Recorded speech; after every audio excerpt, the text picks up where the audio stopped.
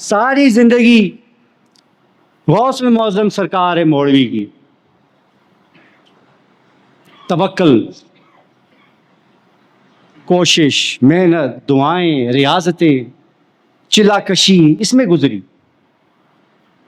پرانے خلفاء سارے جانتے ہیں کتنی سخت مشکل وقت اور حالات میں آپ نے زندگی گزاری، اپنے بھی سارے مخالف، خلفاء بھی مخالف، لیکن استقامت۔ اور استقامت کیوں؟ اس لیے کہ اللہ تعالیٰ کی ذات پر توکل۔ حاضرین محترم، آج کا سبق میرے بچوں، میرے بھائیوں، یاد رکھو، قرآن کریم پورا پڑھ لو، احادیث کا مطالعہ کرو، سیرت النبی کا مطالعہ کرو،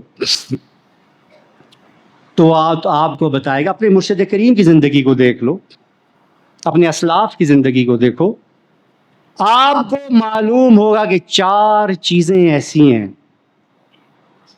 جو اگر آپ کے پاس ہوں تو آپ کو کامیابی، فلاح و نجات سے کوئی چیز نہیں روک سکتی۔ نہ دنیا کی فلاح و نجات سے کوئی چیز روک سکتی ہے، اور نہ آخرت کی فلاح و نجات سے روک سکتی ہے۔ یہ آپ کو قرآن ثابت کرتا ہے، وہ بتاتا ہے، وہ بار بار کس سے بیان کرتا ہے، وہ بتاتا ہے کہ ابراہیم علیہ السلام کو یہ عظمتیں کیوں ملیں، اپنے بیٹے کو قربان کرنے کے لیے کیوں تیار ہو گئے، گردن پہ کیوں چھری رکھ دی، نمرود کے ساتھ مقابلے میں کس طرح فتح حاصل کی۔ حضرت یوسف علیہ السلام کا قصہ بتاتا ہے، کنویں سے لے کر عزیز مصر کے تخت تک کا واقعہ سناتا ہے۔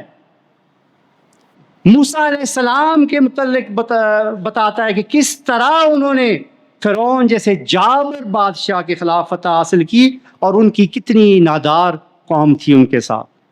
ایک سوکھی چھڑی نے پوری فرعونی فوج کو غرق کر دیا۔ آخر کیسے؟